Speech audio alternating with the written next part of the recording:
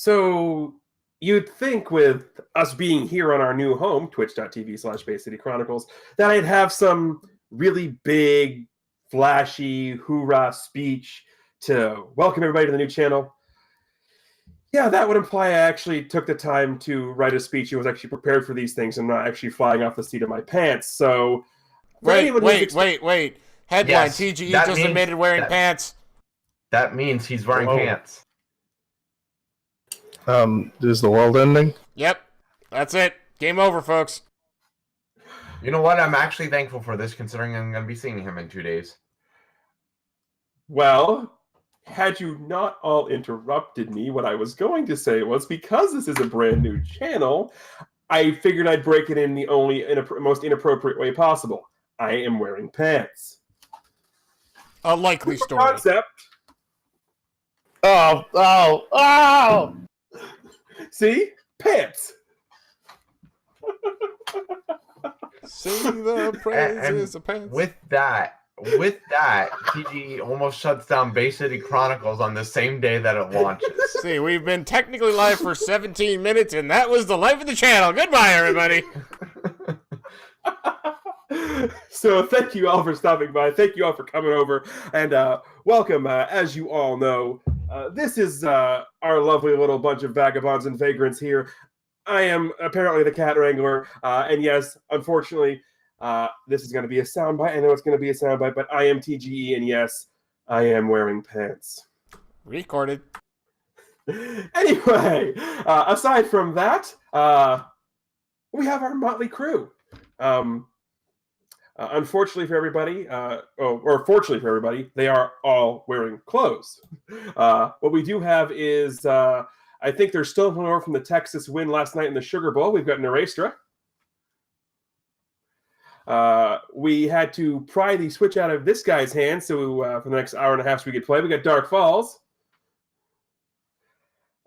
We had to call off the loony wagon for OPT Lawyer. Something about an otter running around his house. And I'm not going to say anything profoundly mean about Krim, because as he mentioned, we're going to be in the same hotel room for the next week and a half, and I like living. But I do want the record to show that TGE did drag, I would say, at least half of us here against our will. How did I drag anybody? I don't know. Yeah, which half? I mean, I did have to put my Switch down to actually pay attention to him, I guess. I mean, are we going to pay attention to him anyway? Well, you have to remember that my character has like 3 different personalities, too. Yeah. I mean, to be fair, half of the party is Grim. And to be fair, one of those personalities is played by me.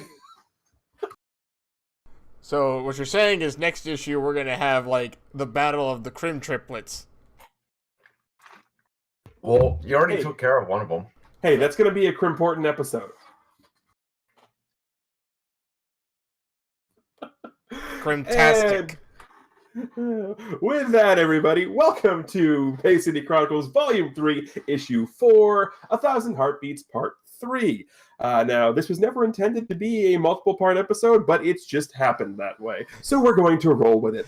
Last time, what happened? Well, we had even more role-playing, where we discovered, that the name that was given to Lutra at the end of 3.2, 1,000 Heartbeats, Part 1, was actually the real name of, well, everyone's favorite obnoxious AI, Hub.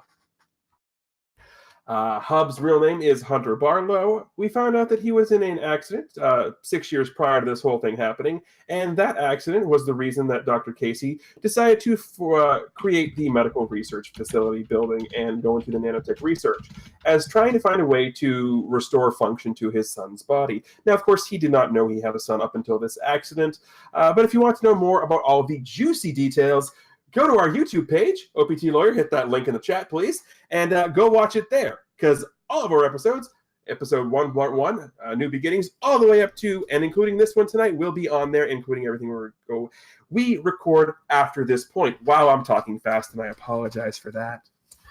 TGE ramble. Well, I can't use the rant because that's for another game. But after all that information was figured out, it was determined that while waiting for information from the contact over in the Philadelphia area, that the party would attempt to find another one of the medallions, because that was probably their best bet of trying to figure out how to help Hub. So through some fabulous online research and the power of the internet, they figured out that the second clue was potentially directing them towards the Tower of St. Michael the Archangel at Glastonbury Tor. Now, as far as everyone was concerned, they all got on a plane. Sans Malkir, who everyone apparently thought was still asleep in his bedroom, on their way to Europe. And we're going to pick things up pretty much right after the plane launches, as Lutra is getting his full snack spread out in the war room, which is now apparently, according to Lutra, the snack closet. Lutra's on the computer now. Yes, there's a full-on, like, Super Bowl-style buffet snack spread. Indeed. Lutra had his fill, and now he's just searching away on a computer. What is Lutra searching on the computer? Oh, nothing that's going to affect anything here. Well, usually this is a setup for one of Lutra's questions, so I just was taking it in stride. No problem. So, Lutra's on the internet. Anton! Fant! What are you guys doing? Flying the ship. Okay. I'm eating all the food. So, as Lutra is sitting there on the computer, tapping away, and Anton is scoffing down the food, you guys hear a familiar sound. It's a toilet flushing.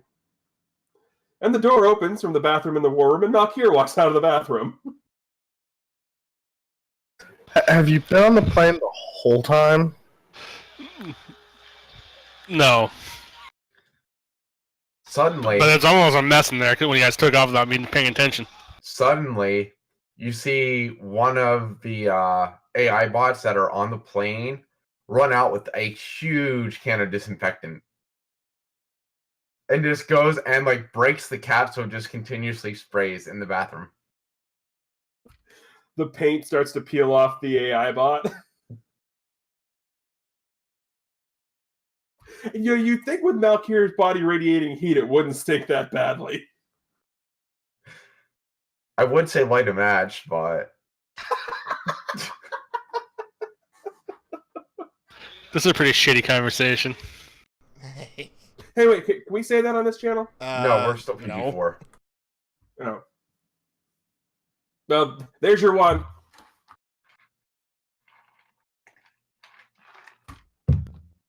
So We are not flagged for mature audiences. really? They have to look at our 5 mugs. We should be. Fair.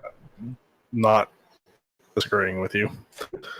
Also, Lutra and Anton, I'm going to need fortitude saves.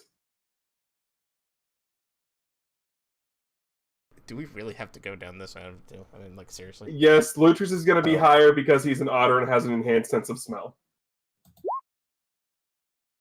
You're fine.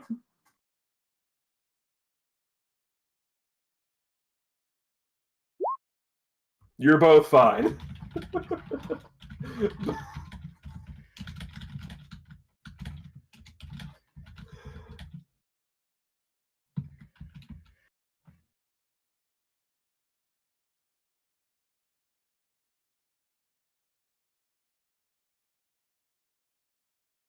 So that just happened.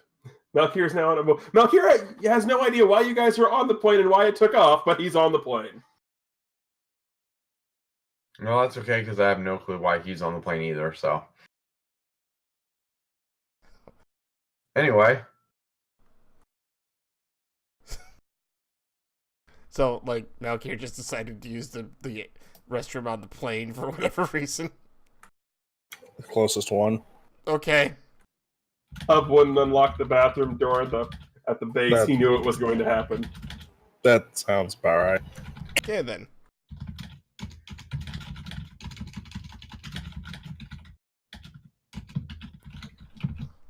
Anything else of relevance happening on the flight over, or is just going to be a normal normal for this group, flight to Europe. How long is said flight to Europe, anyway? 8-ish hours, I would say, give or take. Okay. Is there any way for us to, like, contact Ven? That would be... Well, what you do know is that he's not even in the Philadelphia area until next week. Right. I know he had that laptop with Hub on it. I was just curious. Right. I mean, in theory you can, but you're not. You wouldn't know. Like, you guys all would know, you're not getting any new information. Oh, no. Because you know he's not. That's not why I'm wanting to talk to... That's not why Lucha wants to talk to Ven. I'm going to regret this, aren't I? Probably. Most likely. I'm sure you can FaceTime him. I'm sure they had FaceTime back in 2008. Well, this is Casey's technology, This is so true. yeah. I was using FaceTime as a generic. Fair enough. They had video chatting back in 2000. Yeah, they did, yes. So, we're just going to call up Ven.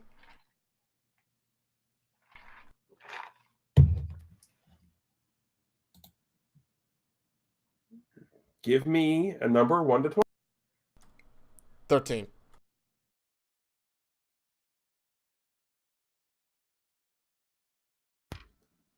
All right. It is not the 5% chance the computer's off, so it takes a couple of rings, but you do finally get the pop up, and it is on the big computer screen in the war room.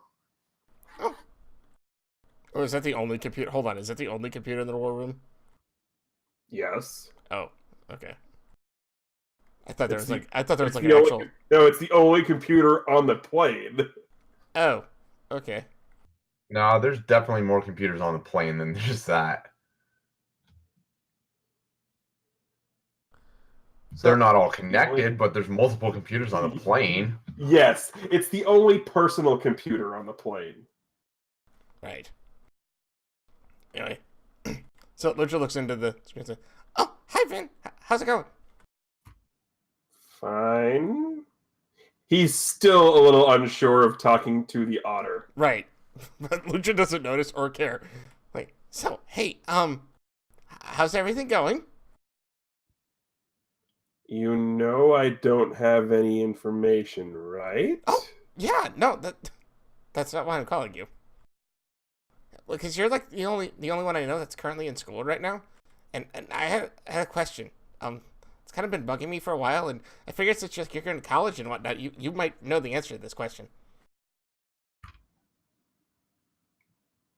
You hear at this point. You hear, because again the computer has a hub built into it. You just hear, "Just give me the word, and I'll shut the screen off."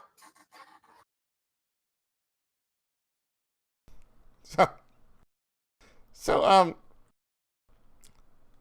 why is your language so weird? I'm sorry. What? Well, okay, so like take the word good and take the word food. They both end in OOD, right? So why is it pronounced good food? They should rhyme. It should be like good food, right?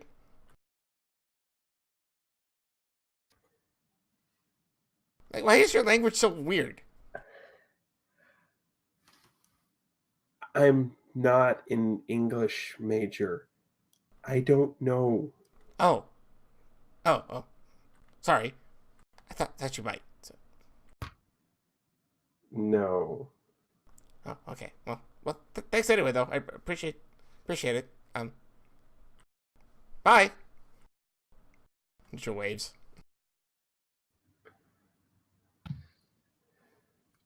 So we're gonna at that do a quick. that point, Phantasm actually sort of overheard the question, and he was chuckling to himself. So he pokes his head into the door and says, "Hey, Lutra, when I'm correct, does that make me a right? And then he just walks away. I don't know. Yes?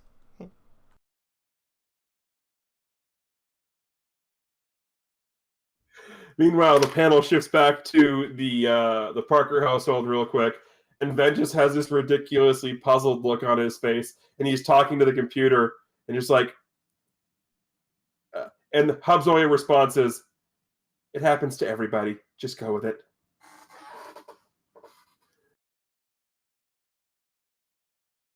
And panel shift back to the plane. Did you get your question answered, Lucho? Well, no, but no, actually, no, I didn't.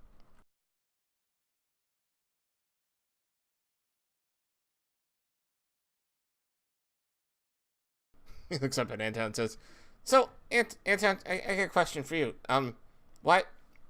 Why is it pronounced read but also pronounced red?" Anton, at this point, just encases himself in the giant rock. Oh, sorry. As we he could have does, so much fun with this. yeah, as he does, I'm going to need Phantasm to make a vehicles check as the sudden increase of weight displaces the plane.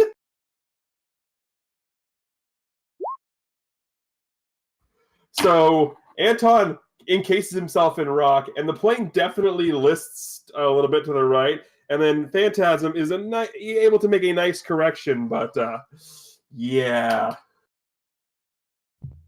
Hey, Anton, do you mind not making my ship weigh 2 tons?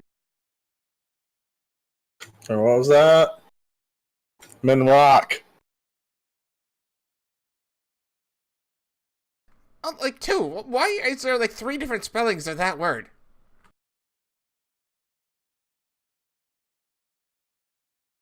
Should I have encased the otter in the rock instead? Hey, I'm just asking. You know, it's not like I was born with this language. I had to learn it. So did we. Well, okay, yeah, sure, but you know.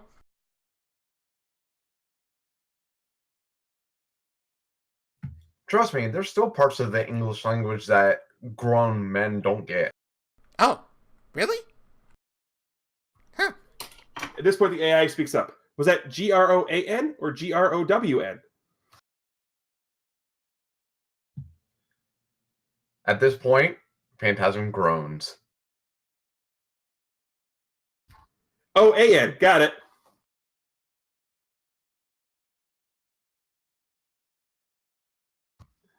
And by this point, Malkier has retreated to the corner as happily with his Sudoku because numbers are a lot easier than words. Yeah, I would just be hanging out, just shaking my head and just ignoring everything.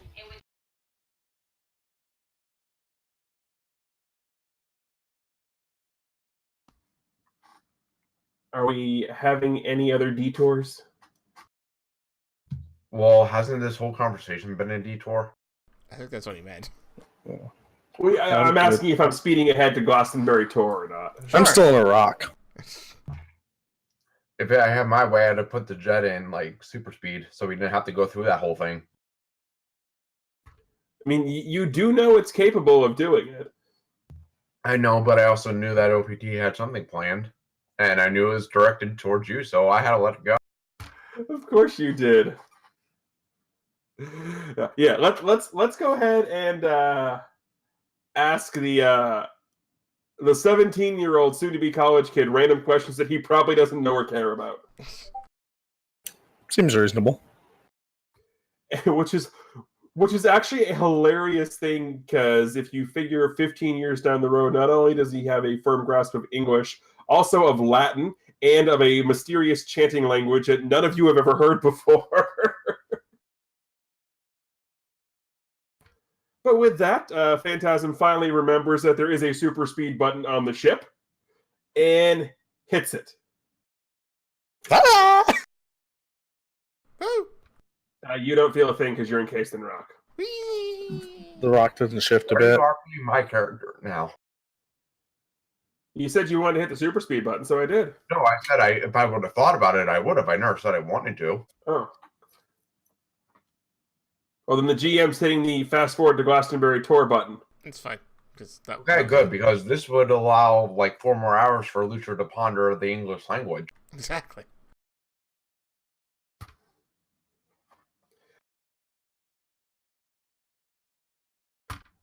Fair enough. Anyway, we're there.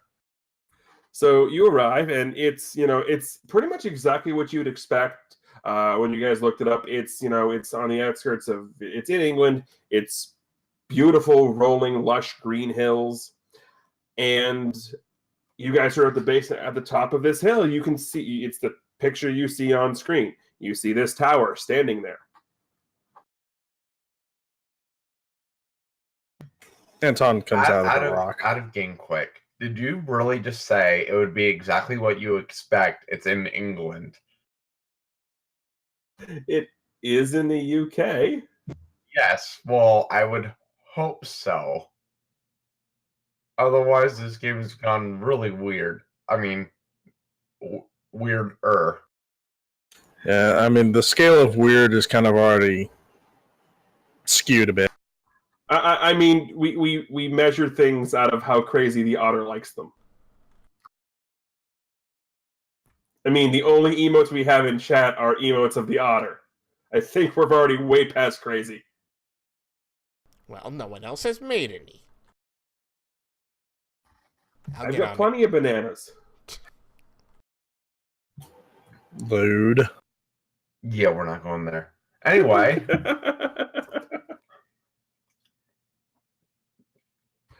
So, bottom of the hill, rolling fields, tower on top of it. Yeah, it looks like a great place to roll around. See if moss grows on you. Well, if he's rolling, doesn't a rolling stone gather no moss? It's a good time to test that theory. Sure, hey Lutra. No, you're the one in the rock. You want to be in the rock? No, I was already in a rock once. Wasn't very nice. So, Phantasm's over reading the plaque that he read to the group earlier, and he's reading down the rest of it. And he gets to pretty much the last couple sentences, and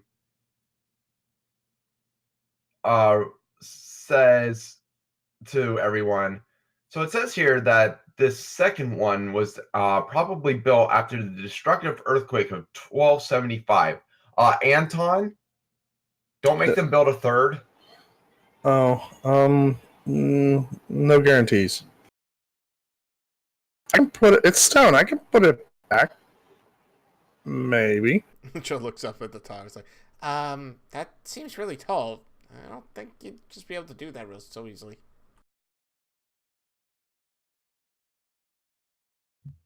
So you're going up? I don't know, where are we going? It says at the top. I don't even know why you guys dragged me here. Oh, well, this is supposed to be where... That was involuntary. Well, yes. But this is supposed to be where We one didn't of the know you were ambulance coming along. are. I just went to go make some phone calls, and all I know is the ship's starting to move. Don't use my plane for your personal office? I mean, where else is it going to go for his office? I don't know. Maybe one of the other 1,000 rooms that Casey has in his building. I mean, you're not wrong. Well, considering what we've been through lately, I'm just trying to figure out some information that I really didn't want to be overheard, so... I really want to be inside. Oh, well, that makes sense. Anyway, so what exactly is going on here? So, we've kind of figured out that this is where one of the amulets are. Or at least we think it is. Inside the building here? Apparently at the top. Malkir just start walking towards the building.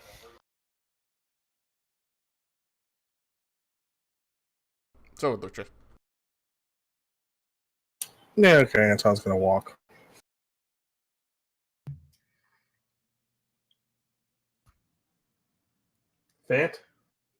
Phantasm actually just kind of snickers to himself because of Malkir's eagerness to walk into the building and is like, he's going to be rather disappointed. Only because the amulet's color is blue, so he's assuming water, and, well, Malkir's totally fire. Turns out it's blue I'm fire. so screwed tonight. Turns out it's blue for blue fire.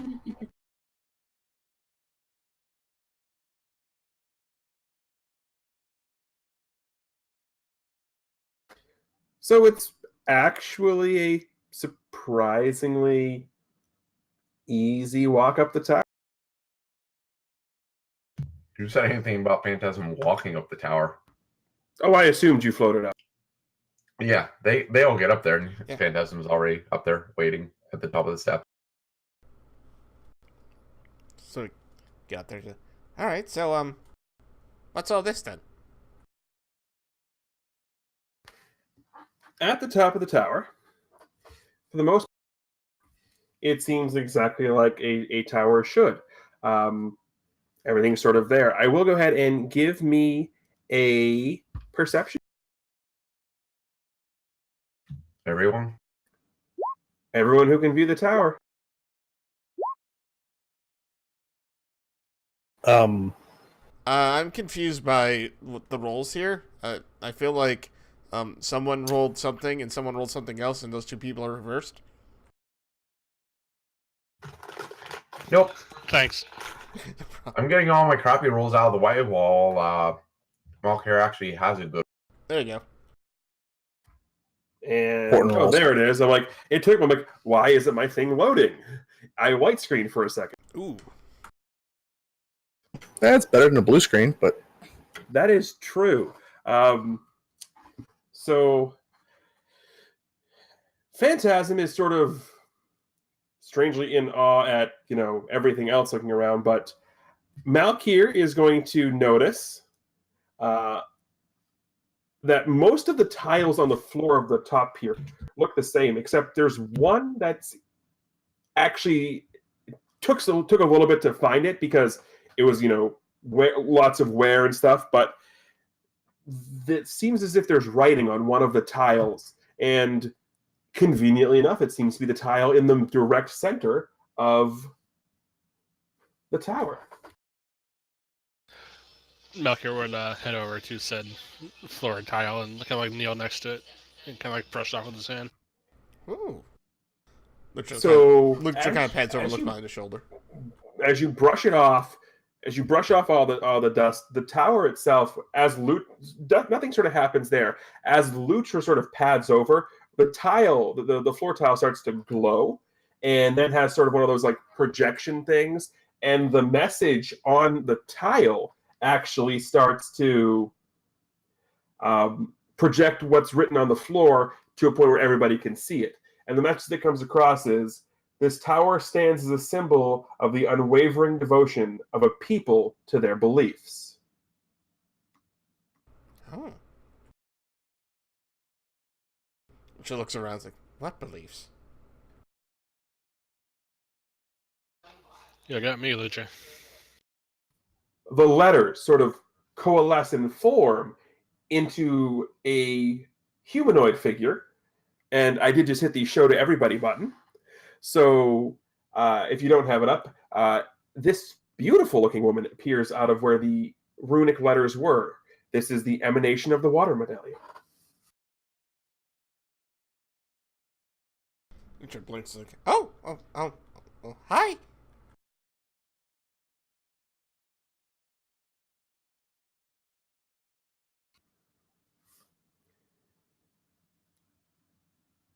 You have come looking. But do you know what you're looking for?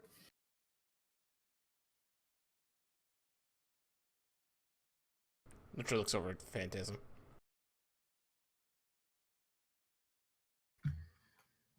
Phantasm just sort of looks back at Lutra and holds up his medallion, and it's just swinging back and forth. And he sort of just shakes his head like towards her. You talk to Me? Why me?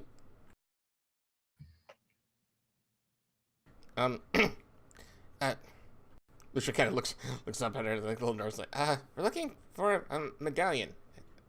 Yeah. And why are you looking for a medallion? And why are you looking here for one?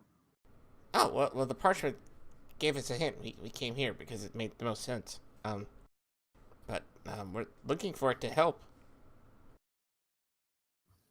To help who? Well, a lot of people. But, if we get all the medallions, I think that we can at least help one person.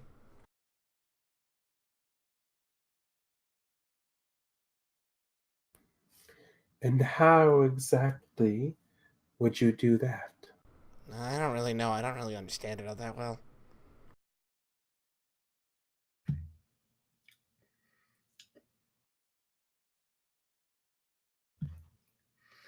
Tell me, what do you know about magic?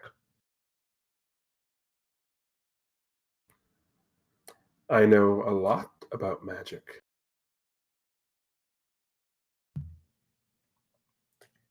At this point, Anton's going to detect magic. Oh, I mean, you thought that Phantasm was glowing? Like Phantasm was going like a Christmas tree. She's going like the electric light parade down at Disney.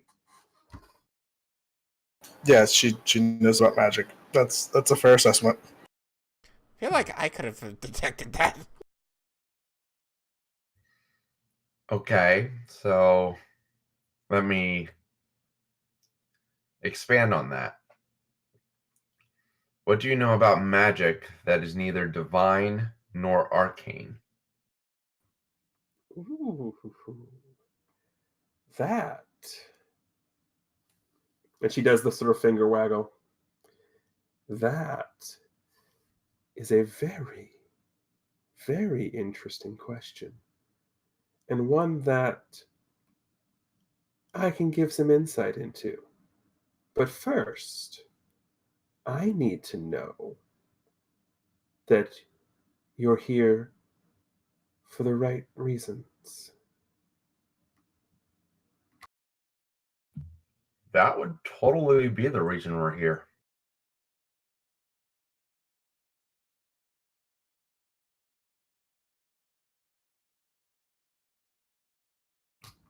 Oh, do you really think it's that simple?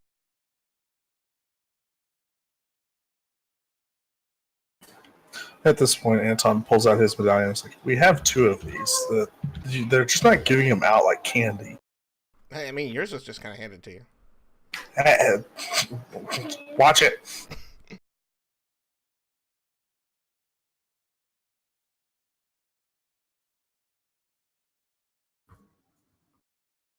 She does sort of do that float thing, and she now sort of lands over in front of Malkir.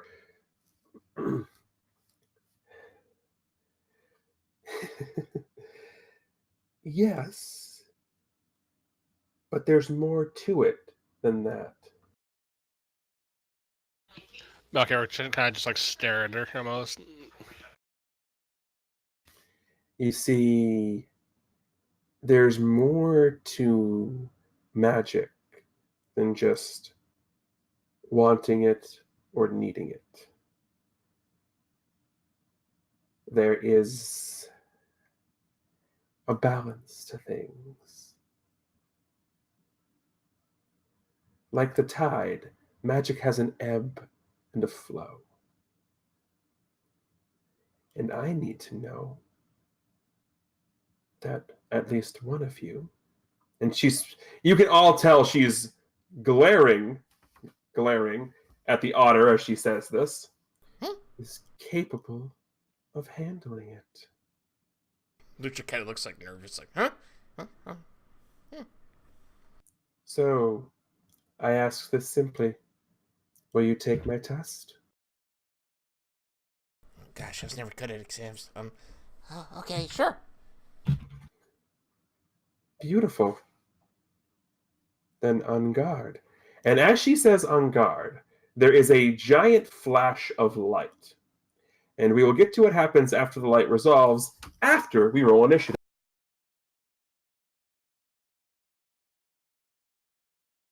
Do you want us all to roll? I want everybody to roll. It's gotta be like a song for this. Ew.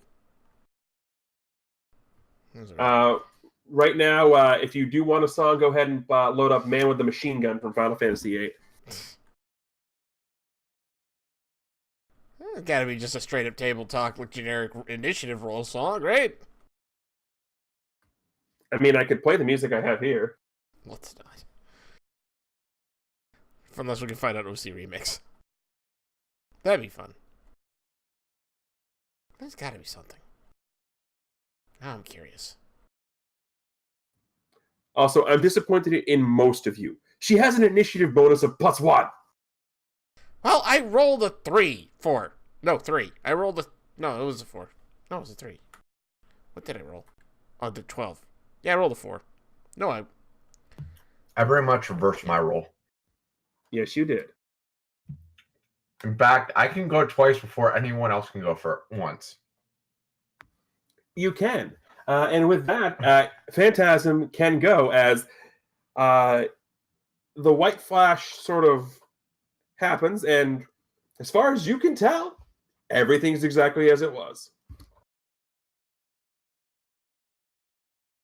Except the emanation of the water medallion is apparently in a fighting stance.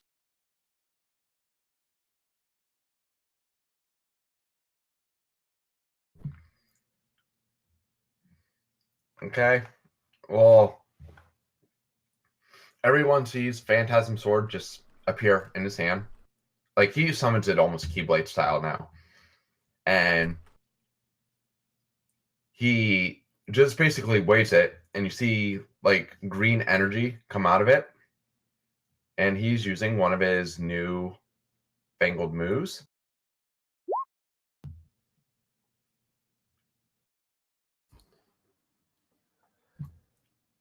Does That will 23 hit her. It will hit. Whether it does anything is another story, but it will hit. Nope. As you rush up with the blade, just as you're about to hit her, almost like a torrent of water sort of appears right at her chest level and absorbs the shock of the strike.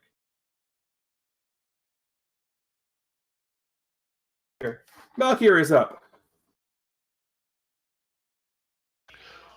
I'm gonna roll an initiative to see if I see anything like not initiative, insight to see if I see anything like peculiar around me. Yep, go ahead. It'd be perception, but go ahead. God damn it! Everything looks normal to you. Nah, I'm just gonna rush and attack and.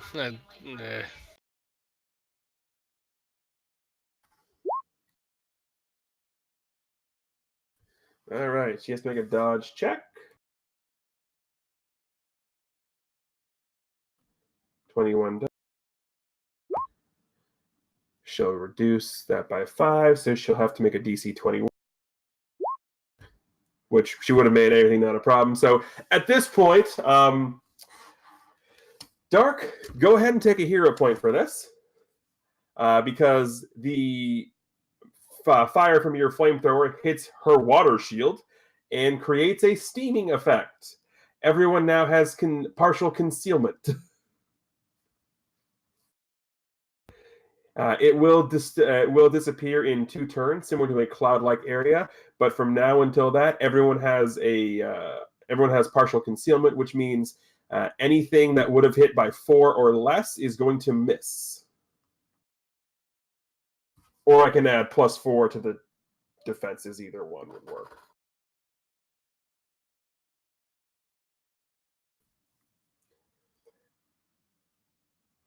But the two of you are close enough to her to potentially see her smile a little bit. And since the fire guy is kind of directly in front of her, she is just going to basically do the exact same thing that you just did to her, but she's going to do it with water. She is attacking you with high-pressure fire hose. And she's going to miss. What she is not going to do, however, is she's going to blow a little chunk off the side of the tower, because that thing was pressurized.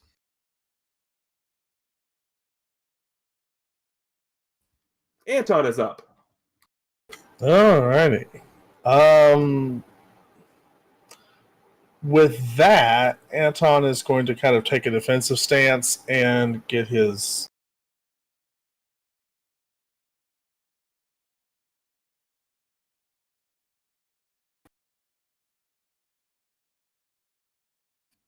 And get his what?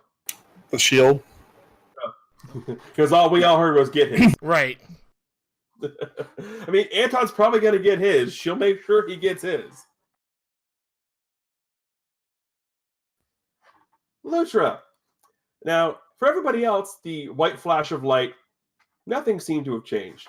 For you, on the other hand, things are a little bit different. From where you were, you can look over and you can see your three allies fighting the emanation of the water medallion. But something else is starting to appear in front of you as well, and they kind of look like you. Huh? Basically, as you're sort of clearing the white flash from your eyes, you see what appear to be two fully grown adult otters, one male and one female. Huh? Lucha kind of tilts his head, looks in their direction. Huh? Hey, I thought I was the only one around here. Here, yes. We've been looking for you for so long. Looking for me? Well, isn't that what happens when parents lose their children? I don't know. Wait, what? She kind of turns and looks at him like, huh? Isn't that what happens? What are you saying? Come Actually, home with us, starts looking at this son. Mom? Where'd you come from? We'll find out where she came from on the next turn. Phantasm, you're up.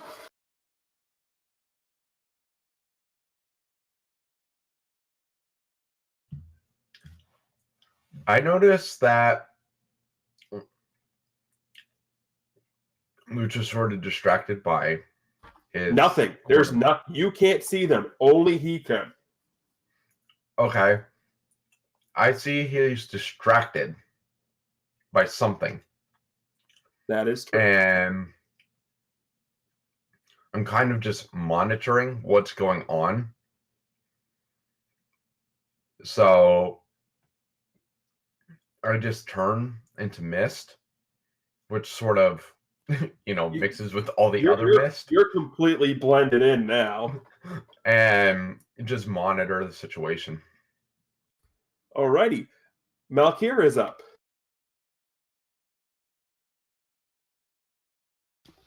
I also wouldn't see Lucha talking to these people, I'm assuming. Yeah, again, Lutra's the only one who can see who he's talking to. Okay, well, I would be attacking the form in front of me then.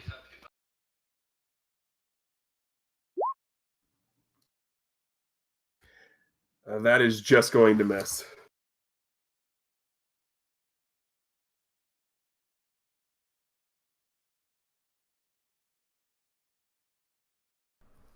But it is her turn now. And since she's now sort of shown you what she can do, Phantasm, take a hero point for this because she has a very specific ability that I didn't expect to be able to use, and because you've used a power to turn to mist, she's actually able to use it. So she's attacking with Clinging Mist. What did you do? Well, he turned into mist. Like, this is a hero build I have from something else. And it's a very specific power that she has. It was for something else completely different. And I'm like, oh, they'll never be able to use this because it was a counter to a version of Ven I was playing where he could turn into wind. Okay. So it was a specific counterplay to that. And when he turned into mist, I'm like, I have a chance to use it. The 16 is not going to hit, but Nope. So you don't get the hero point because it missed. But had it hit, you would have got the hero point. I wasn't expecting to be able to use that. I should get the hero point just because you got to use it. Well, I didn't get to make you roll for it. Well, that's your fault that you suck. Anton, your shield's up. Go. Does Anton notice Lutra's distraction, or can I actually I'm see him? assuming everybody's noticed. Yeah, it's. I mean, Because we're the mist. That's what I was... the mist is because people can use the mist to dodge and all that. It's just the concealment. It's not cover, so you can. Okay. It's not hard to notice that he's not jumping into the fight. Right. I mean, to be fair, I haven't either. Right, but you're at least preparing for something. Yeah.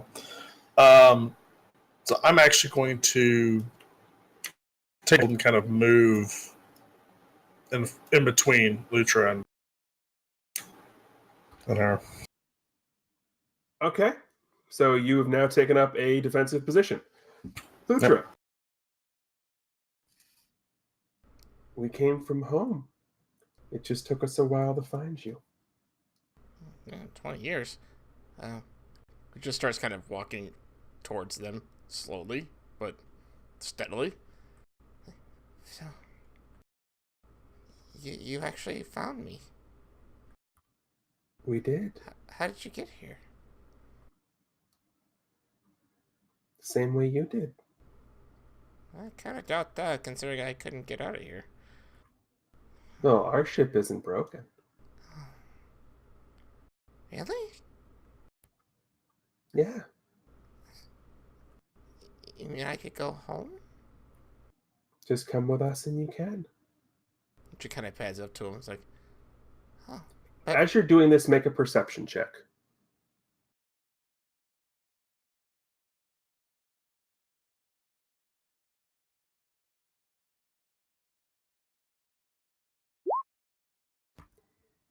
You're padding over just fine, but you definitely do hear the throes of battle behind you. And she kind of looks back behind him. What can he see, actually? Can he see any? Does he see this going on if he looks behind him? He sees the full battle. Huh. Hey. He looks back at the otters and like, hey, my friends are in danger. I gotta help them. We don't have much time. What? We have to go now. But why? The fuel source is very unstable. Doesn't like this atmosphere. She tells his head like, well, it'll just be a few moments. I gotta help my friends out. I can't just leave them here. Besides, we have to get this thing, and then I can come back with you. I think. We'll figure out what Lutra's doing next time. Vance, you're up.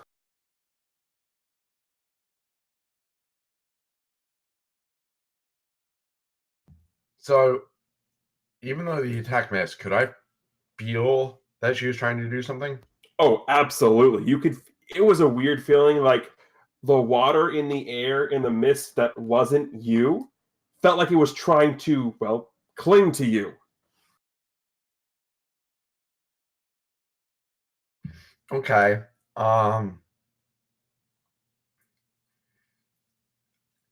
So I'm actually going to use a hero point, if you allow me to sort of modify one of my attacks to do the same back to her. Oh, yeah, that's easy peasy. Yeah. So I'm gonna have my Black Storm go ahead and basically travel through the mist to go back at her. Fair. And that's that will hit. Oh wow. You dead nutted her. When I said Dark just missed with the 17, I literally meant it.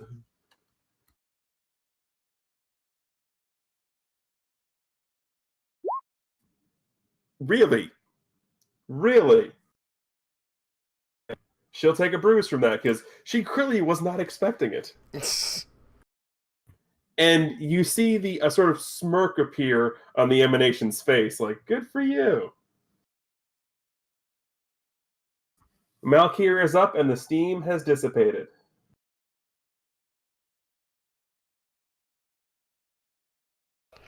Alright, I'm going to avoid using the fire aspect of my katanas, but I'm going to slash at her again. Alrighty.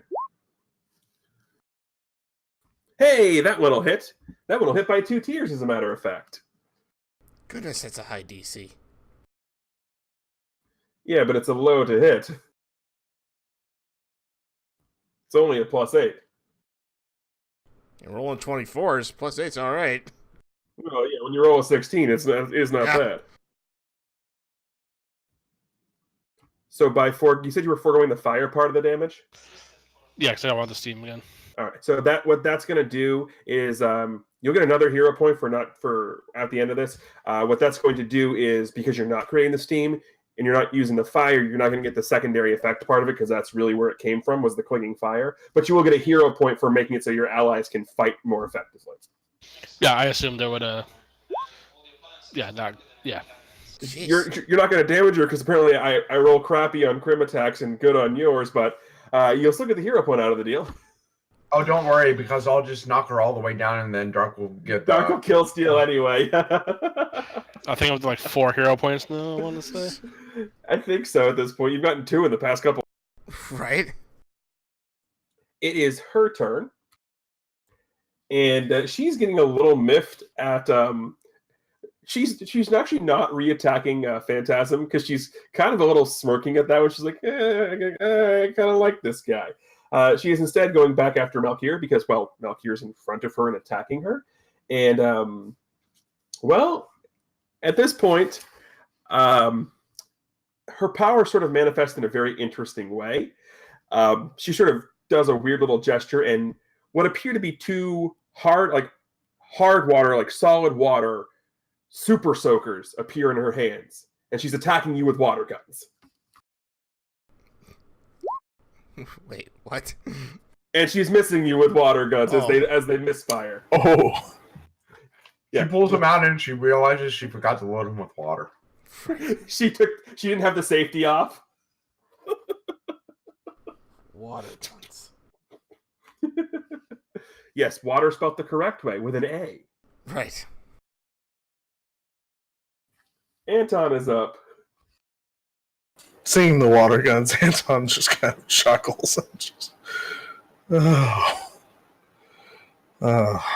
No one ever. Are you at least gonna gonna hit have fun? And Anton's kind of like, can you hit someone so I can actually do something? And with that, he's going to use Decay. You can go ahead and take a hero point. She's an emanation of magic. She has no stamina. Fair. She's just a figment. So you could take a hero point for it not doing anything. It's going to be one of those battles. Right. It is. I mean, she is a manifestation of magic from the medallion. She doesn't have a stamina score. I mean, it makes sense. It does. Lutra's up. We don't have time. We have to go now. She kind of blinks and looks up at her. But they're my friends. I can't just leave them here. Can they all come with us? Choice. We don't have time. We have to leave now. Lutra kind of frowns. And she reaches her hand out.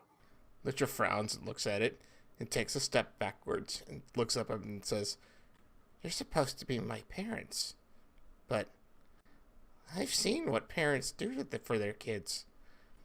I see what Dr. Casey did for Hunter. He built an entire building for Hunter to help him to do everything he wanted to, everything he needed to. You come here? I've never seen you before, and you're demanding I come with you right now? My friends need me. I'm not coming with you." And with that proclamation, the white flash happens again. And as it recedes, the emanation of the water aspect is no longer there, and dangling around Lutra's neck is that.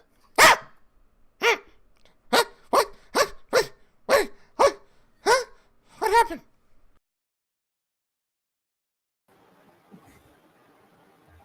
Apparently, whatever you just said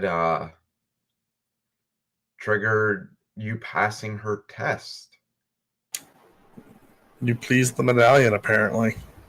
Lucha kind of looks down at the medallion, and he's like frowning very sadly throughout this whole thing. He's like, that wasn't real. frowns and kind of does that little stomp, like hump things, like that wasn't very nice. I apologize for it not being nice, but I needed to see if you were prepared to hold the medallion. And the emanation has reappeared again. There's your frowns at it as it appears. But you have to do that? Gosh. Every medallion, in theory, and she looks at Anton as she says this, is supposed to have a test attached to it. One that represents something to do with its purpose. What you now bear is the medallion of devotion. I needed to test your devotion to see if something that you truly desired would sway you away from what you were truly doing. He kind of looks down, just kind of frowns, but he looks back up at her and kind of nods, like, okay, I got you. Still, do you have to do that? Gosh. As he fidgets. If you can think of another way to test somebody's devotion, pitting them from what they deeply desire to what they're doing, I'm all ears. But I believe somebody else had a question for me. Yes, I did. What is this magic that we're dealing with? Well,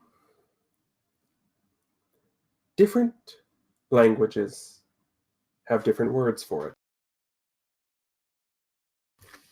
But most people know about the two common types of magic, arcane and divine.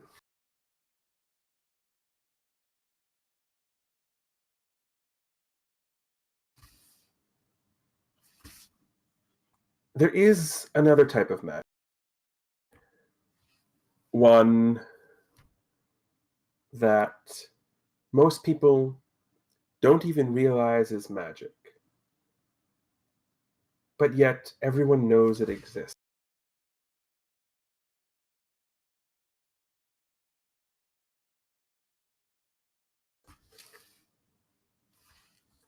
It's something that everybody has blamed for something or other in their lives.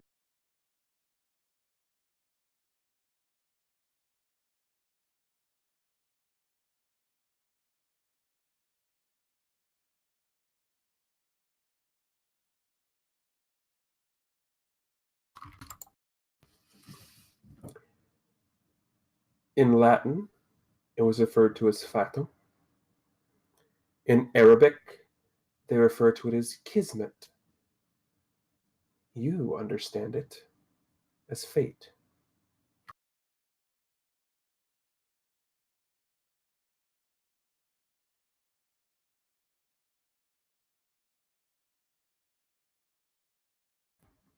She surveys the reaction and continues. There are certain people, all gathered from different periods in time, whose job it is to watch over everything and everyone and ensure that the large parts of destiny remain on the path they're supposed to be on. Little influences here and there to ensure people go on the proper path.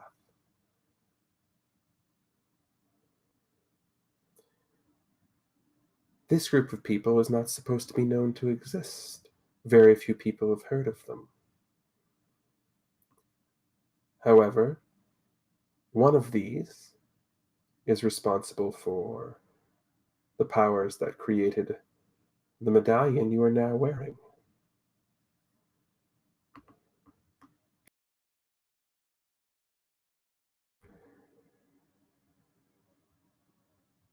I don't know any more than that. But if you're asking about fate magic, then something bad is probably on the horizon. But the more intriguing question is most people don't even know it exists, yet you can see it. Ask yourself how. And when you find out, speak into the medallion and let me know, because I'm interested in that one. And as she says that, the emanation sort of swirls back into magic and literally gets sucked back into the medallion. Ah!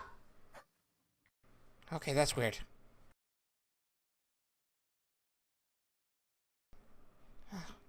Anton again looks at Lucha and goes, "You get used to it." I don't know if that's gonna happen or not. Looks down at his medallion, kind of pokes it a few times. It's a very, very, very shiny sapphire. Hmm. Hey, look at that shiny. Don't poke it too hard; it might get mad. Oh, okay. As if on cue, it spits a little water at Anton. Oh, I think I might like this thing.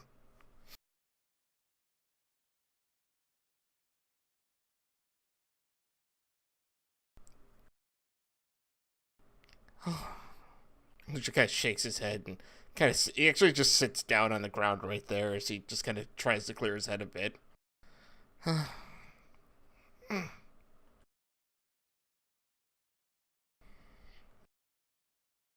He's very quiet.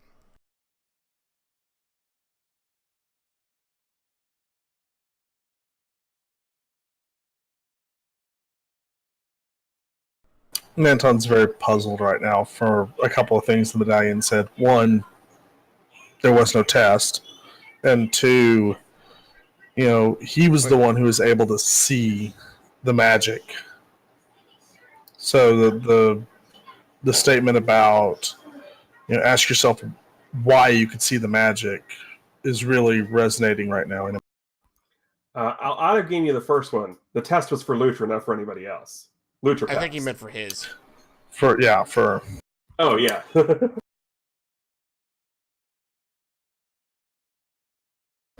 I will give you the answer of they may be intertwined together as reason. I like reasons. No, Lutra, we're not talking about the candy.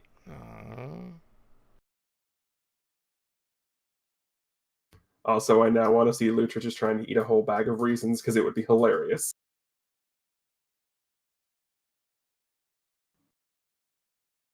Lucha kind of sighs, just like, oh, gosh. It doesn't quite look like he's ready to get up yet. And while it's going on, Anton also has the rock that was knocked off the top of the tower put back in place. Oh, it's completely fine. Oh, it's fine? Oh. Yeah, it was an illusionary battleground. Oh, Anton's looking like that rock wasn't there.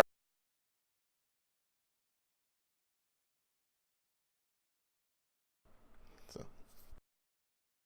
anyway, Lucha kind of forces himself up to his feet. Still kind of stands still and just shakes his head a bit. He looks clearly emotional right now, but he's just kind of turns towards you guys and just kind of starts walking past you. Well, we got what we came for. Should we go look for the other one? Where do we start looking for the other one?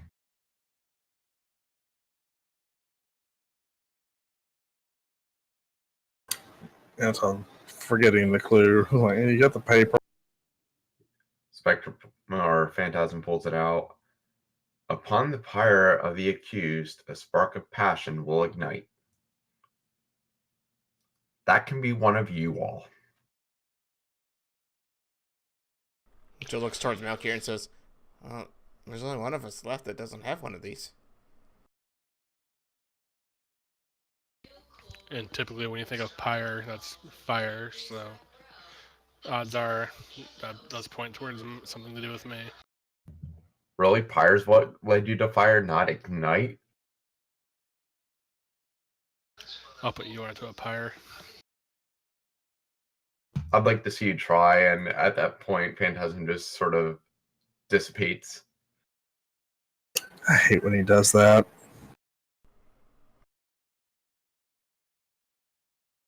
And then he like goes around and blows the fire on Malkir's swords out. They weren't on. Remember, I shut them off already. Yeah. Yeah, they were out.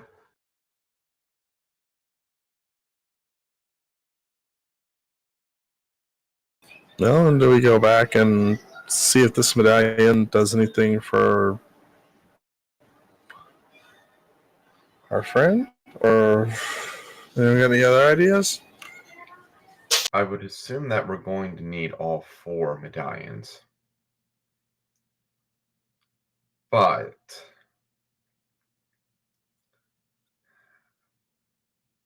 this clue.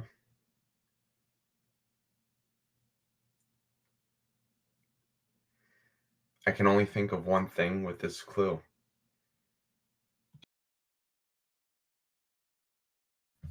Upon the pyre of the accused,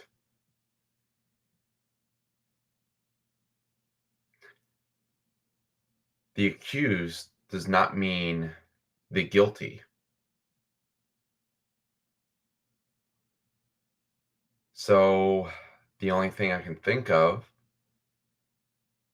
would lead us to Salem, Massachusetts. That's actually what I was thinking of myself. Which looks around and says, "What's in Salem?" Salem, Massachusetts was the area in very old U.S. times where accused witches were burned at the stake, or that was a lot of the folklore behind it. In reality, there weren't a lot of burnings. A lot of it was hangings, but Salem, the lore of Salem is known for burning witches. Of course, they could never prove that they were witches. They were just accused of being so. Which tells us it's like, witches?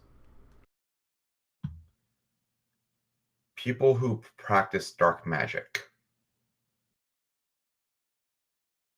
Phantasm. Before we do that, I had one other option that I think actually is a better bet, and I think that would be Rowan in England.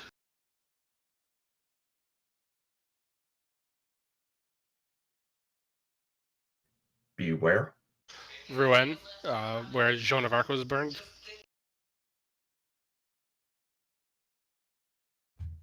I mean, we can check there. Of the two, the clue points to passion, and I think that was the more passionate of the burnings.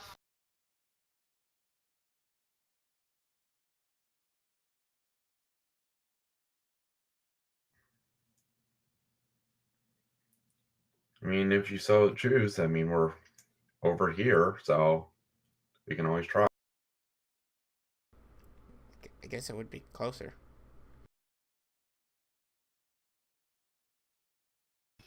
Well, let's head on then. So we're going to France. As we make our way back towards the ship, Phantasm does not rush ahead of everyone. He lets everyone get back to the ship first, for them to realize he is now locking the ship when he's not at it.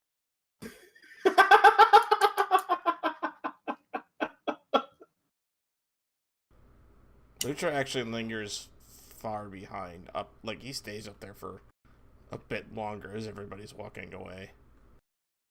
Kind of looks back towards the area where he saw the vision. And then it takes him a while. He finally turns away and starts to leave. As he's looking over, the emanation of the medallion will appear again. Huh?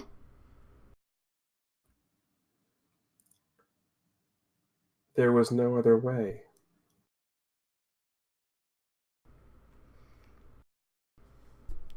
I know, I'm just thinking about it now. I wonder if they really are out there looking for me. That is something I don't know.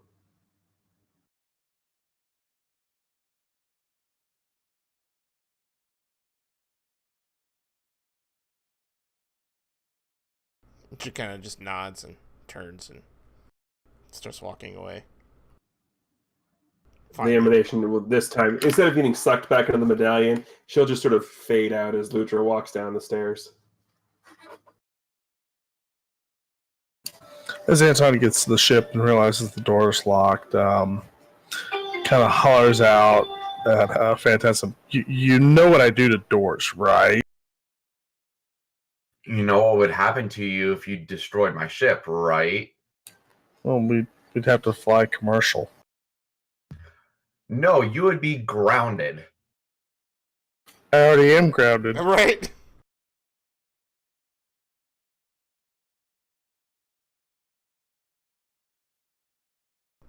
So did any of them see what was actually happening to Lutra during that whole thing? Nope. It was only Lutra who saw that vision. Gotcha.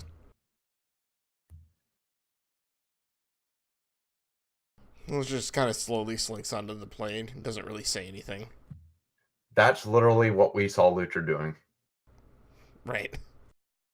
Yep.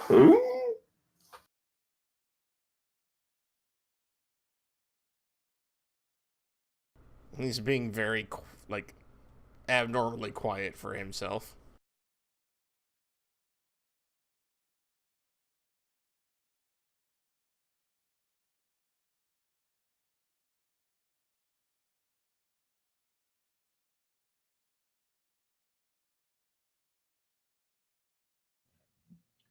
So Anton walks over to Lutra and is kind of like, the one thing I've learned about these medallions, they will show you lots of images. They're all visions. She kind of spaces out for a bit, but finally looks up at him and says, "Yeah, I know it wasn't real, but..." And looks out the window. But... doesn't mean it didn't make me think about it. Think about what? She showed me a vision of my parents. They come here to take me home, but they wanted me to leave right then and leave all of you behind. I couldn't do that.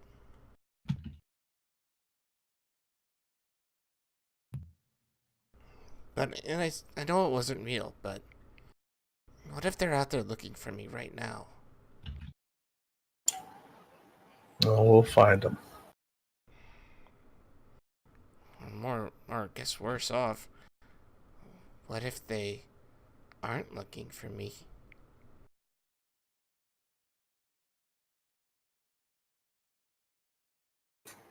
Oh, you have us. I do. That makes me happy. And Swedish fish. Yes. Hence, Swedish fish. Yeah, I should probably not eat as many of those things. They really do make me feel jittery. As you say that, one of the plane AI bots stops, had its arms out with a box of fish, stops and turns around and starts walking back to its closet. Oh, well, thanks for the thought anyway, though. Appreciate it. If the robot could look disappointed, it kind of does. Oh. I mean, I'd still take the box. Turns around, shuffles back over and hands you the box. Oh, The thank you. robot looks very excited. Thank you. He takes it. And despite anything he just said, he opens it up and starts eating it anyway. Hey, sometimes you just gotta have some sugar. Yeah. How long's this plane ride home again? All right, we're going to France. Okay, never mind. Not as long as you think. How far away is France? Oh, you're there at this point. Oh, okay, Yeah. that's great. Which just says it's about halfway through. He's just like padding around the war room. As we're almost approaching Roan, Phantasm calls Lutra up to the cockpit, Lucha pads up there very quickly. and Phantasm just points like over like the passenger window area and just lets Lutra stare in awe at the River Seine. Ooh. It's water. One of the biggest rivers in France. Oh. Can we go water skiing in it? If we have time. Oh. Oh, great.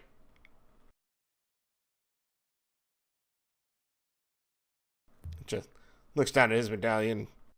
Looks right there. So do you guys put this like under your shirts, or do you just leave it out? Mine's under my jacket, but that's about it. Guys, It depends. just kind of stuffs it underneath his jumper.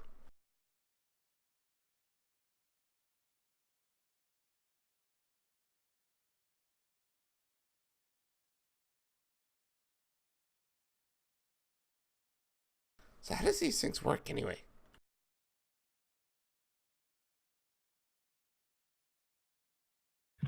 I haven't really figured that out yet. I mean, if you sort of concentrate, I guess you can embrace a little bit of the power of the medallion, but I haven't really figured out much more than that. Yeah, mine's just more of it reacts to me doing stuff. Oh. Okay, so I guess it's just kind of figure out as you go. Yeah, Okay. it'll let you know. Yeah, it's pretty much how I've done everything else in my life at this point, so sure. That's fine. I'll give you an instruction manual even. Jeez. This Dr. Yours Yeah, told me how to use the belt before I left. Yeah, believe me, I've been looking for one. Actually, I had one. You did? It was Vin. Oh.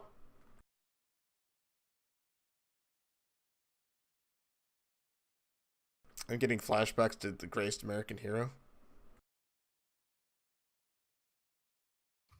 You're showing your age.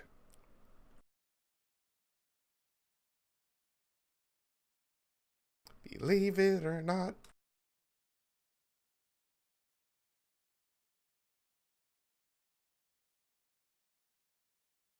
So they're just staring at the plane window.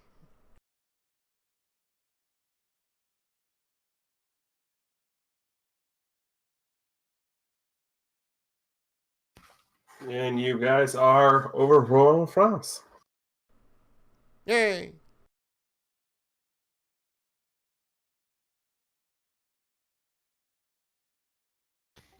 Melchior is just kind of like very like contemplative at the moment.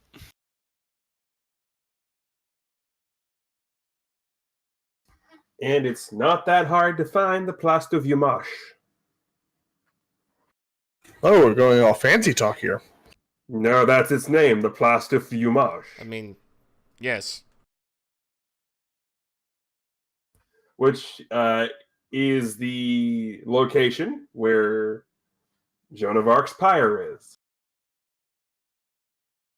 So before we leave the plane, Lucha looks at everybody and says, should I just walk out there like this? I mean, I don't know if they've seen the video here of me. It's a different country and all.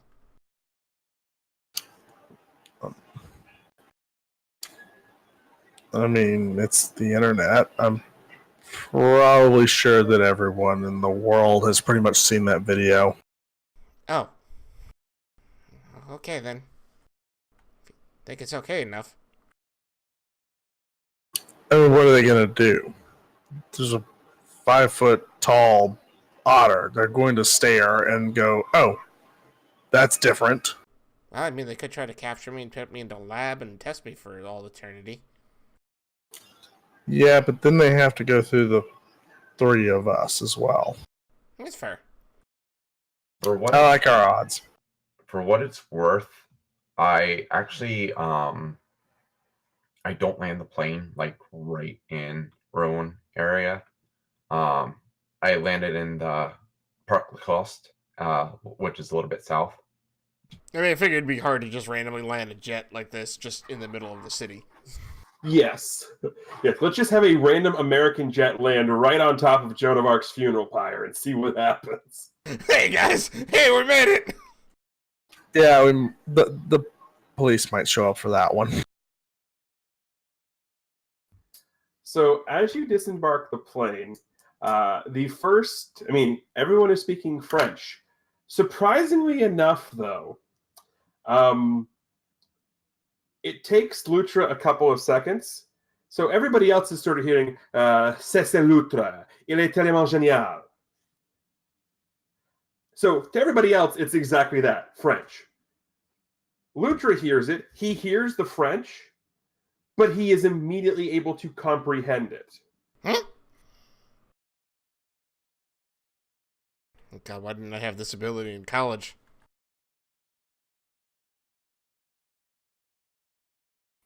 The rough translation is, wow, oh my god, it's that otter, he's so awesome. Oh. Lynch kind of looks over at the people who said that, and it's like, oh, well, thank you. As he waves.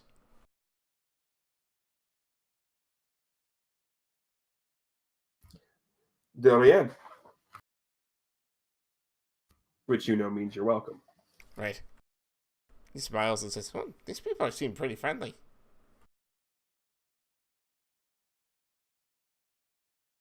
At this part, Malchior would kind of walk up to where the pyre is and kind of stand at the respectable level and see if he sees anything. What you see is the sign you see on the screen.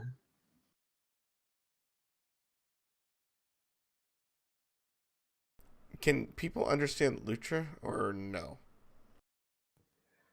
You don't know, because all you said was thank you. And thank you is one of those universal things. Right. Because I was going to have him just go off and start talking to random people.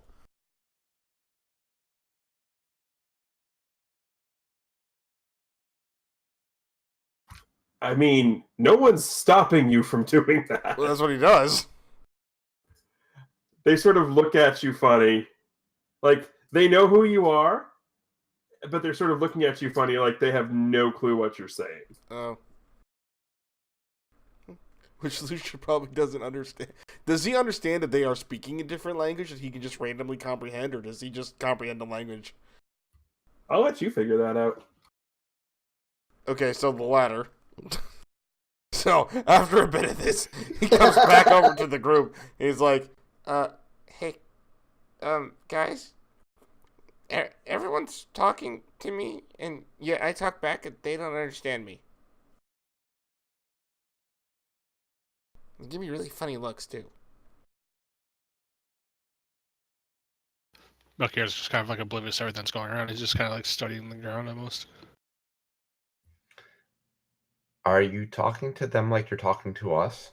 I mean, why wouldn't I? Because That's how they're talking to me. they don't speak English here. They speak French. Lucha looks up and says, what are you talking about? I can understand everything they're saying.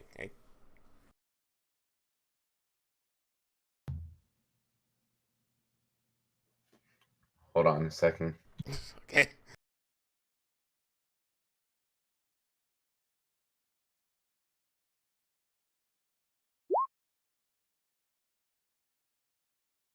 Well, that's not going to do it. Never mind. Nope, not at all. Anton could also make one if he so desires.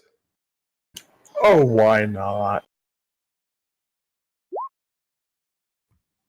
Oh yeah, you're pretty sure on the you other know. hand, You're pretty sure you know.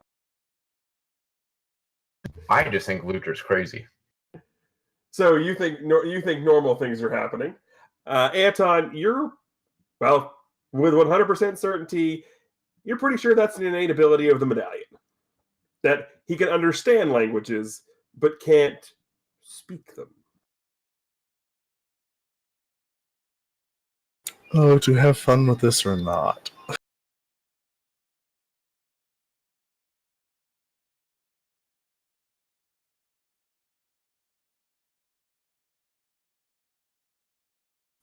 That is up to you.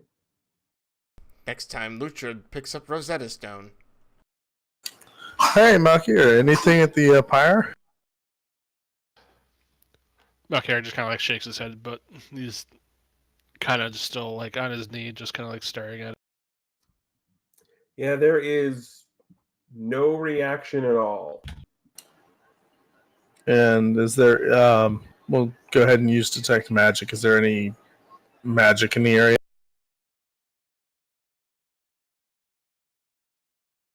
Aside from now, the four of you, no. Yeah. Malkier, I think the reason we haven't found anything here is even though they burned Joan of Arc at the stake, she didn't die from the fire. Wait, she didn't? No. She asphyxiated. Joan of Arc actually died of heat stroke from Oh, the heat of the fire before the fire could even reach her. I mean, I guess it's better than being burned alive. Probably not. Oh. Because heat stroke. Basically, her skin basically melted off her. Oh. Okay, that sounds really bad. Why would anyone do that to somebody? Basically, the best way I could put it is imagine being out in the desert with no water for days, how dehydrated your body would feel, how lethargic you would be. And basically, when your body dehydrates like that, your body starts to cook itself in the heat. Okay, that's okay. It would be immense suffering. Yeah, that sounds terrible. Okay, let's not think of that anymore. Okay, ew. Richard turns away from the fire spot and just starts walking away. Like, As Lutra turns away, if you remember how I described the vision that Phantasm and Anton got, Lutra's going to get one of those now. So you sort of have that sort of grainy black and white sort of vision, and it looks like you're in a classroom of some sort. Not a classroom you've ever seen before. Looking around, you see two figures. One on the ground you recognize as the picture that Dr. Casey showed you of what Dr. Yoris looks like now. He's on the ground because he's dead, and the guy on top of him is pulling two swords out of his body. The last thing you see before the vision ends is the sort of the head of the guy sort of turning back at you with this absolutely ridiculously creepy smile. Kind of looks like this. So, when Lutra kind of pops out of this vision, he screams. Like, ah! Ah! Ah! He walks. Phantasm actually jumps at that. Lutra, like, turns around. He looks at everybody. He just starts grabbing people's hands and just starts pulling them towards the jet. Like, we gotta go! Right now! Right now! We gotta go! Gotta go! Now! No! No, no, no, no, no! All I see at this point, like, totally out of character, all I see at this point is, like, Lutra pulling on Phantasm's hand with his feet kicking, like, cartoon style, where he's not moving, and Right. Phantasm's just standing there. Something like that, yeah. That's exactly what I'm picturing, too.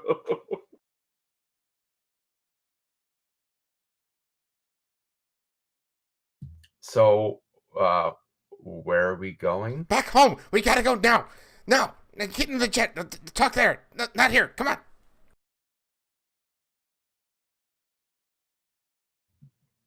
Phantasm starts wandering back towards the jet. Lutra's like in a dead run at this point. Or as much as he can be, as he's pushing everybody as quickly as he can.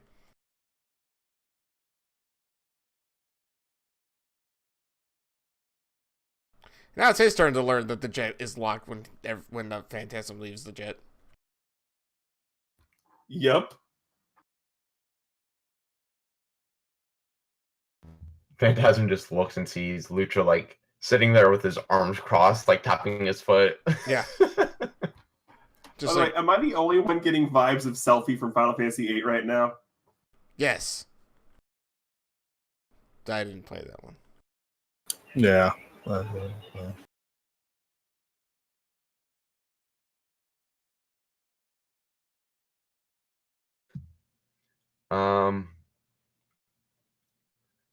So with that, Phantasm sort of just touches his ear where his comm piece is and just blows into it, and the door comes down.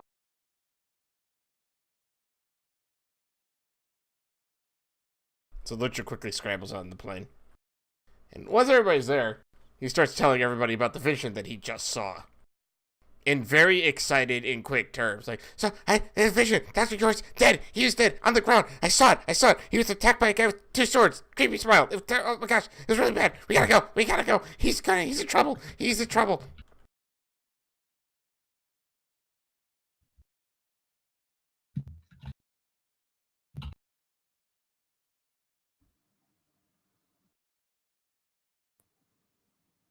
The AI speaks up at this point. Did anybody at all understand that? No, not really. Okay, because I'm trying to translate it, and it's frying my circuits. Lucha just kind of like grumbles like, Professor Murph. Was it Murphy or Murray? Murray. Murray, thank you. Professor Murray was dead. I saw a vision. He died on the ground, was attacked by some guy with 2 swords and a really creepy smile. Go!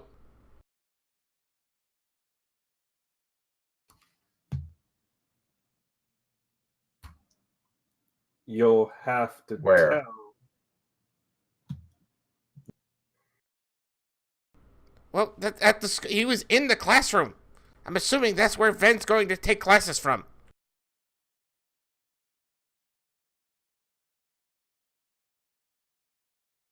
So you're saying Ven's in trouble as well?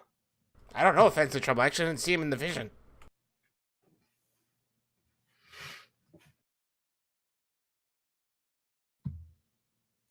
So Philadelphia then.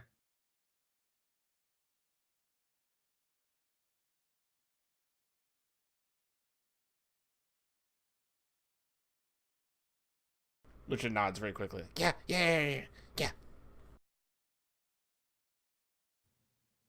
Okay. Also, I would like to point out right now that as you're going to Philadelphia, and it is the middle of August 2008, the Phillies are in the midst of a hell of a run.